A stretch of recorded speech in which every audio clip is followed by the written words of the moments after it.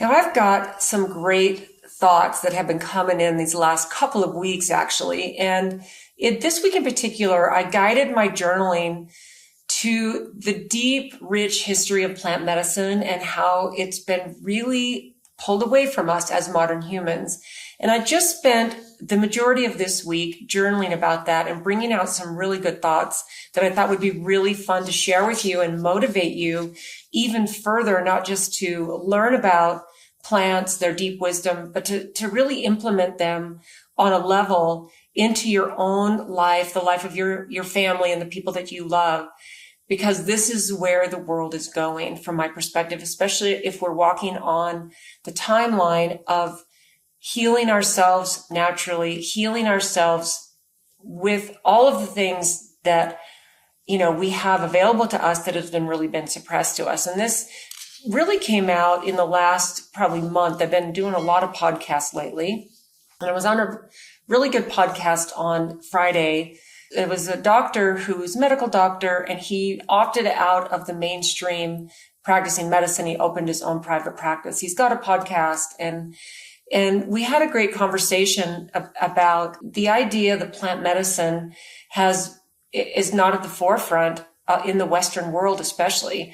I mean, I always like to tell people that they might not realize it, especially if you live in the West and where modern medicine is our, the first go-to for still most people. But most of the world's population still turns to plant medicine first. This is the first go-to, as it's always been. So as I walked through this week and sat down with my journal, I actually came up with some really, really beautiful thoughts on basically the lost wisdom of plants and plant medicine, which, if you think about it, this is really a path back to who we are. We are part of, we go back to the earth. When we die, our physical body becomes part of the earth.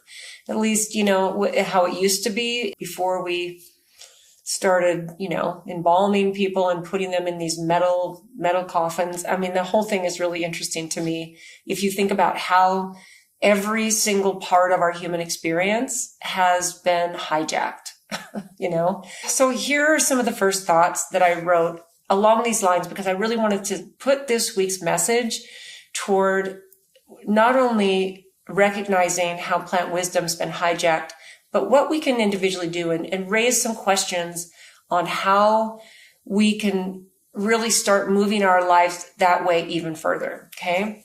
What I realized is that for most of human history, plant medicine has been the central part of our healing, right? It's been a central part of our consciousness expansion and our spiritual connection.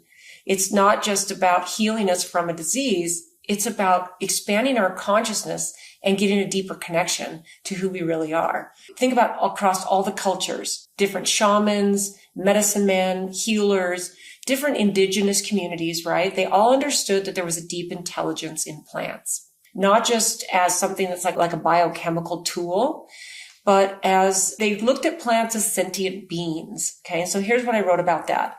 Not just as a biochemical tool, but as sentient beings that communicate and guide humanity. This last year in particular, the plants have always kind of spoken to me just energetically.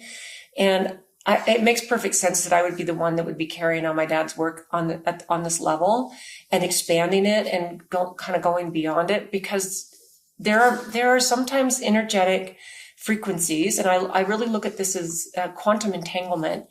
There are messages sometimes that plants give me, and a lot of times this happens for me in dreams. I'll get a dream about a certain plant, and it will be nudging me to start studying it and bring it to the forefront of my brain.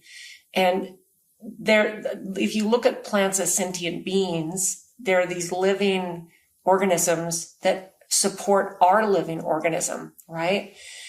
So they are there to communicate and guide us as humanity. So what I really feel like has happened is a lot of this wisdom has been suppressed, commercialized, and even dismissed. And it leaves this modern society disconnected from one of the most profound sources we have of not just healing, but of remembrance of who we are. I've talked about this before many times. My parents adopted 3 Native American kids, and they're all grown and in their 60s now, like myself. And they've gone to the roots, especially my brother, my Native American brother, Bert. He has gone to his roots and honors. And it's so beautiful to watch just his connection to not only his biological roots, but just the deep wisdom that flows through him because of his heritage. And it's been a real gift to myself and my other siblings, to have these kids be part of our sibling group. So it's really beautiful. But here's the thing that I came to realize, that this wisdom is not lost. It's just waiting for us to reclaim it. So I've got this little list of 4 things that I'm going to go over. So it's, a short, sweet list of some things that might spur in you some motivation, some inspiration to deepen your connection with the plants that are here to give us not just sustenance, but to give us healing and a rise in consciousness and a remembering. Okay. So the first thing I wrote here is